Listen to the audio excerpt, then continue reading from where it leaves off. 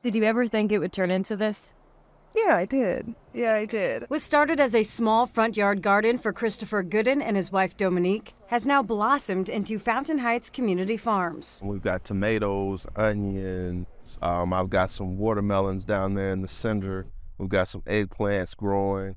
Melons down there. Good morning from Fountain Heights Farms. Moving to the Fountain Heights neighborhood in 2017, their initial goal was to save a buck or two. We started growing our own food as a way to save money. But they soon started sharing their produce with neighbors. We try to get in here and pull out anything we don't want growing in that space at that time. A lot of folks, a lot of elders that we notice here that are having to walk to go to grocery store. This one right here is called Soko Kyoto.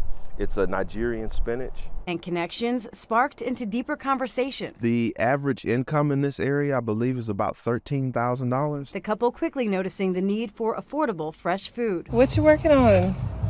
It's the return of the freestand. Year before the pandemic, we produced about 30,000 pounds of produce.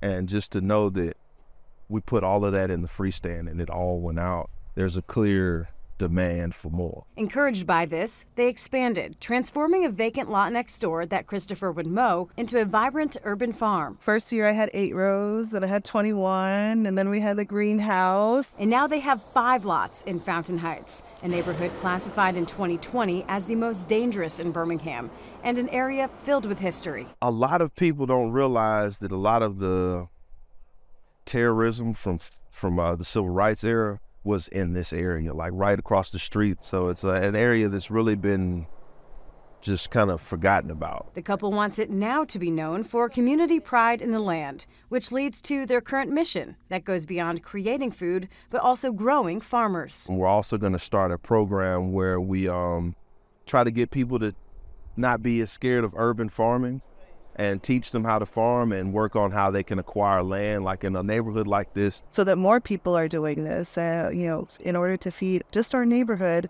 we need about 19 of these spaces. Bearing fruits beyond the Goodens' own needs, spreading good, and beautifying their community, with hopes their efforts will continue to spread like wildflowers and gain attention and support. And make sure we have flowers growing and the bees buzzing, and people can go by and say like, hey, I live in Fountain Heights by the farm. It becomes a landmark.